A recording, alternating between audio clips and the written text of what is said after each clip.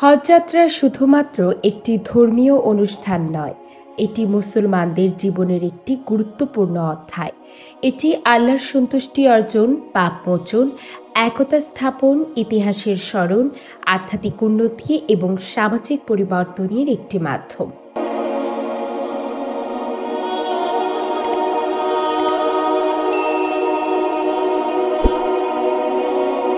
দেশে ফিরলেন পায়ে হেঁটে ৭,৮০০ কিলোমিটার পথ পাড়ি দিয়ে সৌদি আরবে পবিত্র হজ পালন করতে যাওয়া কুমিল্লার যুবক আলিফ মাহমুদ আদিব। সোমবার ৮ জুলাই দুপুরে রাজধানীর হজরত শাহজালাল আন্তর্জাতিক বিমানবন্দরে পৌঁছেছেন তিনি। দেশে ফিরে আলিফ মাহমুদ বলেন, অবশেষে মক্কা ছেড়ে দেশে ফিরে এসেছি। এটি একদিক দিয়ে কষ্ট, আরেক দিক দিয়ে আনন্দের, এই কারণে যে আমি দেশে ফিরে আসতে পেরেছি। আল্লাহর রহমতে কোনো সমস্যা হয়নি। উল্লেখ্য, ২০২৩ সালের ৮ জুলাই কুমিল্লার নাঙ্গলকোট উপজেলার নিজ গ্রাম বাতাবাড়িয়া থেকে হেঁটে রওনা দেন পবিত্র নগরী মক্কার উদ্দেশ্যে। দীর্ঘ ৯ মাসের পথ চলায় ভারত, পাকিস্তান, ইরান আর আমিরাত হয়ে পৌঁছান সৌদি আরবের রাজধানী রিয়াদে। এরপর মক্কায় পৌঁছে পবিত্র হজ আদায় করেন। আলিফ গণমাধ্যমকে জানান, হাজার বছর আগের ধর্মপ্রচার, ব্যবসা বাণিজ্যের এই একমাত্র পথ আকৃষ্ট করে তার ভ্রমণ পিপাসু মনকে। শুরুতে সাইকেলে চড়ে মক্কায় যাওয়ার ইচ্ছা থাকলেও পরে হেঁটে যাওয়ার সংকল্প করেন।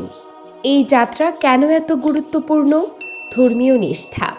আলিফের এই যাত্রা ধর্মীয় বিশ্বাসের এক অনন্য প্রকাশ। শারীরিক ও মানসিক শক্তি। ৭,৮০০ কিলোমিটার পথ পাড়ি দেওয়া সহজ কাজ নয়। আলিফের এই অভিযান মানুষের শারীরিক ও মানসিক ক্ষমতার সীমা কতদূর তা প্রমাণ করেছে। প্রেরণা। আলিফের মতো একজন সাধারণ মানুষের এই অসাধারণ কাজ অনেককেই অনুপ্রাণিত করেছে। বাংলাদেশের গর্ব।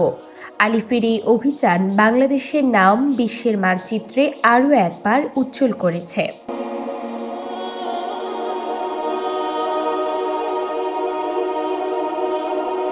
আলিফের যাত্রায় কী কী চ্যালেঞ্জ ছিল? শারীরিক কষ্ট, দীর্ঘ পথ হাঁটা, বিভিন্ন ধরনের আবহাওয়ার মধ্যে থাকা, শরীরের বিভিন্ন সমস্যা। অর্থনৈতিক চাপ, যাত্রা খরচ, খাবার, বসবাস ইত্যাদি। সামাজিক সমস্যা, পরিবার থেকে দূরে থাকা, ভাষাগত বাধা। আইনি বাধা, বিভিন্ন দেশের ভিসা নেওয়া, সীমান্ত অতিক্রম করা। আলিফের যাত্রা থেকে আমরা কি শিখতে পারি?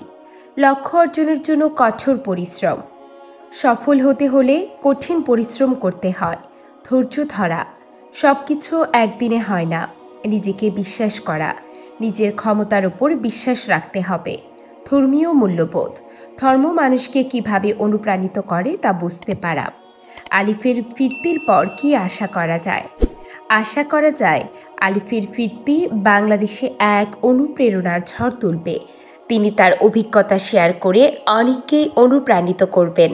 চলুন আজকে শুরু করি একটি করে ভালো কাজ।